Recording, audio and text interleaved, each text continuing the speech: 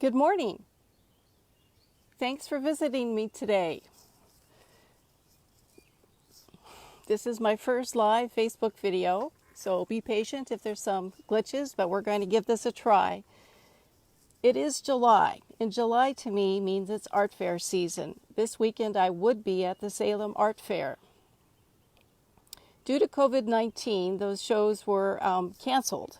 However, the Salem Art Fair made a heroic effort and put together a virtual art fair.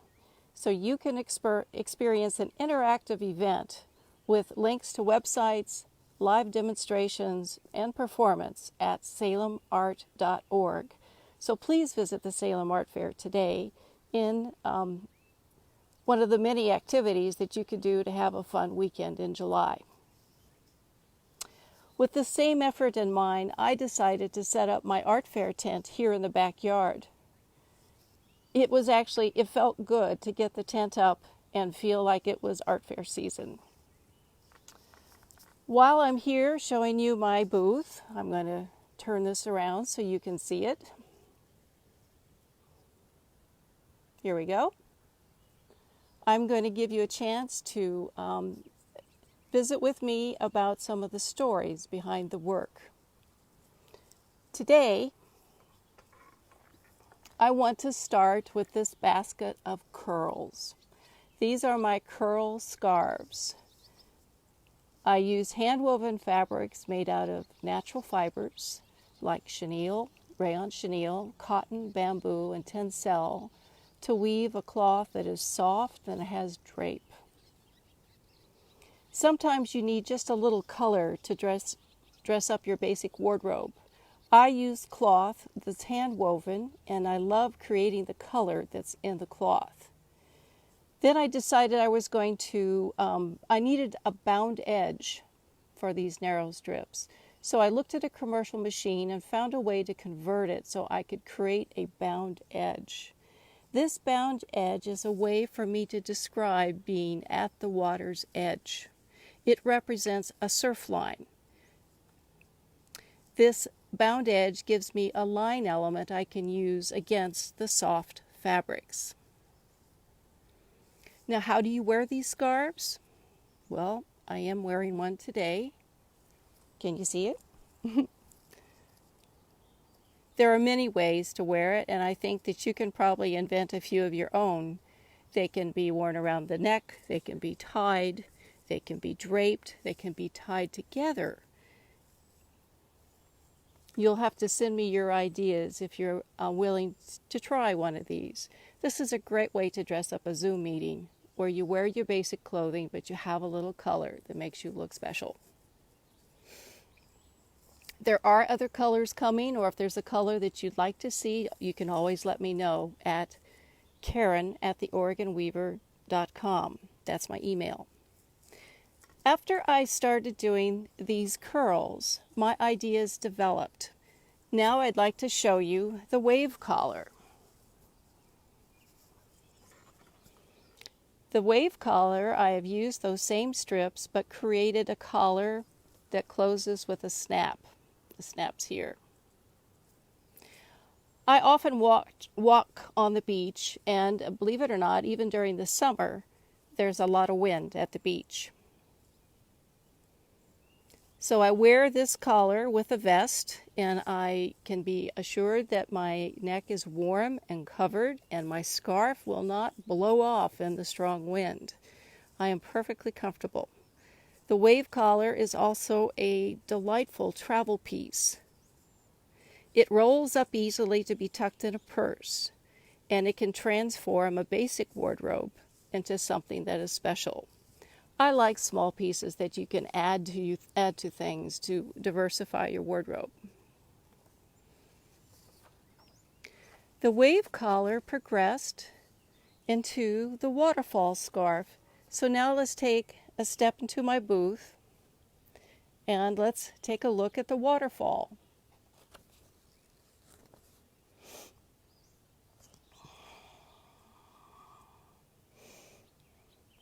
There are many waterfalls on the Oregon coast. The bound edge was used again to suggest water. Here the tail ends are free They suggest the spindrift of waves or the spray from a mighty waterfall. These ends also show my process. I have left it untrimmed as part of the design.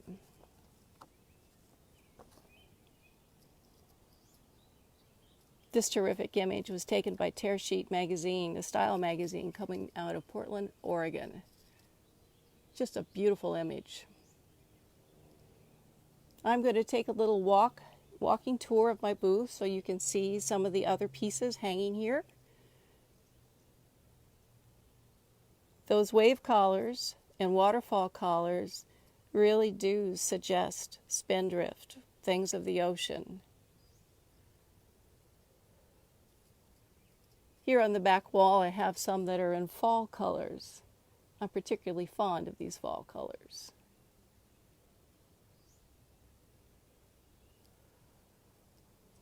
And here's another great image of a red and black collar. Simply elegant.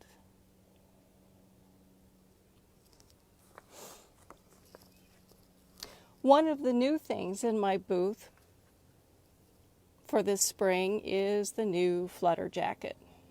I've always had a Flutter Jacket in my collection.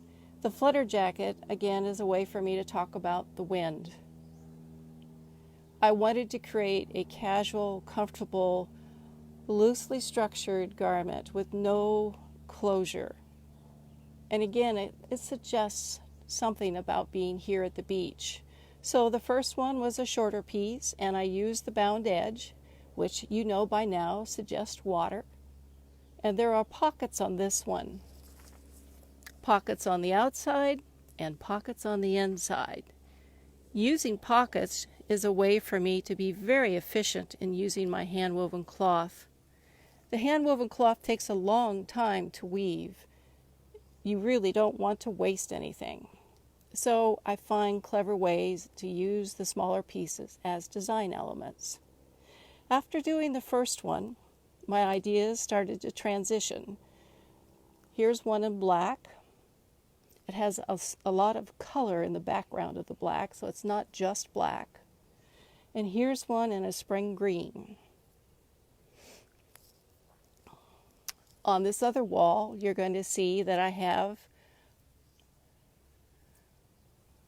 a longer style in gray. So this is more jacket length. It's 28 inches long.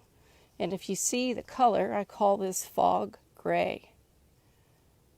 The fog rolls in off the river and obscures the landscape so that it's all muted. And I love doing these pale grays with color behind in the warp.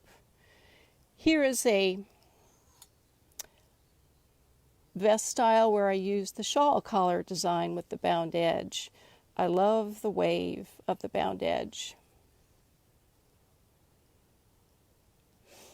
And the story continues as the eyes develop behind each piece.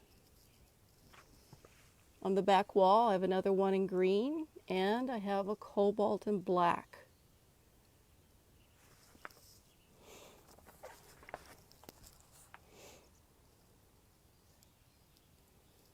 So to summarize, edges are important to a weaver, whether it's from weaving to show your craftsmanship, your control for throwing the shutter to make fabric with straight edges. But edges can also become a way to tell a story. It is a mark of good craftsmanship. So I carry these ideas and craftsmanship into the construction of my pieces as well. The bound edges become a line element in contrast to the soft fabrics. So by now you should know that the bound edge is one of my signature techniques within my collection.